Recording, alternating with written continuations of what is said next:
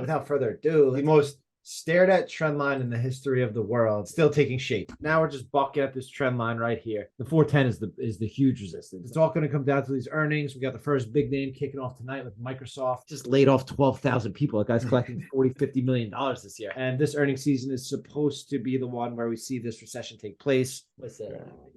So you kind of lock in your mortgage. I like that. Yeah, well, that's again, this is like more when we get back to 2.5. That's obviously the goal. Telecom, the weakest sector of all of 2022, finally sort of break out of this base, a little pull in, and finally broke out of this, out of this major breakout stage it's been in, which is a good sign to see from kind of the biggest laggard of last year. Vanguard REIT ETF looking to buy it through that 90, and also looking at the utilities, a little support buyback starting to kind of trigger today. Going into it, and then I left a buy stop at the previous day's highs, so it was like the sickest entry.